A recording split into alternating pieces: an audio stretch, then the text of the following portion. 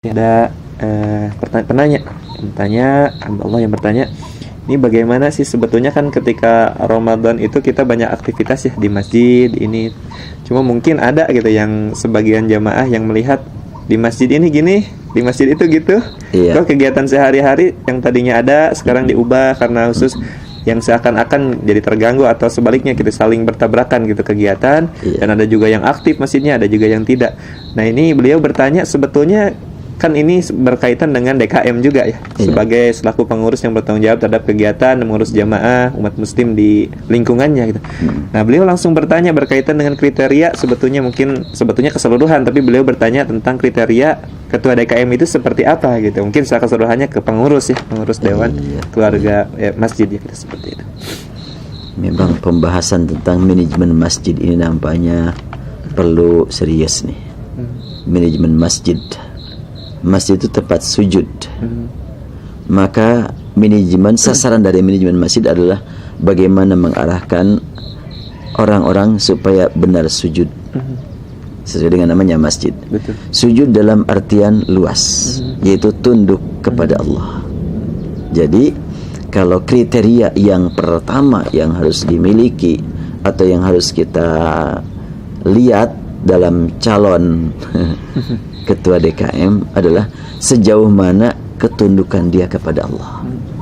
Betul. Nanti ditambah dengan bekal ilmu, bekal ilmu sosial, ilmu syariatnya, kemudian juga ilmu manajemennya. Manajemen Tapi juga, ya. pokok utama sejauh mana ketundukan dia kepada Allah, artinya dia sudah diketahui sebagai orang yang aktif berbuat yang berguna bagi umat. Dan dia memiliki rasa sayang kepada umat, dan dia juga penuh perhatian kepada jamaah, dan dia juga tentunya termasuk orang yang baca Qur'annya bisa dipercaya, paling tidak standar. Betul. Sebab tentunya ketika imam tidak datang, Beliau yang menggantikan, ya. ketua DKM harus Bertanggung mampu, jawab. harus bertanggung jawab lah gitu. Jangan sampai umpamanya ketua dewan keluarga masjid kok bacaannya masih repot. Sangat penting. Lebih-lebih lagi kalau umpamanya dilihat dari kebudayaan di kita, Betul. suka mendorong seseorang jadi imam karena ketokohan. Betul. Dan itu tidak salah kalau memang dia memenuhi syarat untuk menjadi imam. Betul. Syaratnya apa? Rasul bersabda, ya ummul qaum aqra'uhum li kitabillah. Yang patut menjadi imam dalam salat berjamaah itu adalah yang bacaannya paling berkualitas, baik dari segi pengucapan huruf, makharij sifat, ilmu tajwid, bahkan tidak kalah pentingnya juga iramanya pun membuat makmum khusyuk. Ya kalau baca Quran pakai irama Garuda Pancasila yang nggak bisa dipakai lah. Atau dangdang gulo nggak bisa dipakai jadi imam. Sebab membuat makmum terganggu. Ya kalau makmumnya pemainnya sama satu irama dengan dia masih mendingan. Tapi kan umumnya, dan memang seharusnya masjid itu kan tidak ada daftar anggota masjid kan. Betul. Tidak ada. Ya beda dengan tempat ibadah orang lain lah gitu. Betul. Tidak disebutkan lah. Iya. Ada daftarnya. Daftarnya berapa orang yang di sini. Masjid kan dimanapun ada masjid milik seluruh umat Islam. Betul. Jadi itulah salah satu keistimewaan dalam al-Islam. Apalagi kalau kita lihat Makkah, setiap hari ratusan ribu bergantian masuk. Betul. Karena milik semua umat Islam.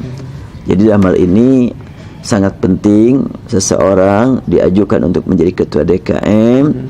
Pertama, sujudnya dia, tunduknya dia kepada Allah dalam kehidupan sehari-hari, dirasakan hasil sujud dia oleh masyarakat. Nah, itu yang sangat sulit itu. Kenapa kok kalimatnya begitu?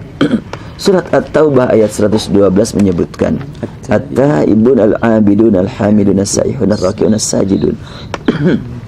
Kalimat as-sajidun adalah lanjutan al-amr bil ma'ruf an-nahy 'anil munkar. Jadi amar ma'ruf nahi munkar yang berkualitas adalah yang dilakukan oleh orang-orang ahli sujud. Sujud yang berkualitas dilakukan oleh ahli ruku. Ruku yang berkualitas dilakukan oleh as-saihun. Orang yang membaca kehidupan masyarakat. Nah, paling tidak yang menjadi ketua DKM tahulah tetangga masjid ini kondisinya seperti apa. Ada orang yang menjadi ketua DKM itu karena penghormatan. Setelah jadi ketua main keputusan pribadi aja terus. Pokoknya harus begini, pokoknya. Aduh, bingung para jamaah. Mudah-mudahan Masya Allah gitu ya untuk kriteria tadi ya Mas, dan tadi Ustadz mengupas tuntas lebih daripada itu ya, tadi sudah tuntas Insya Allah.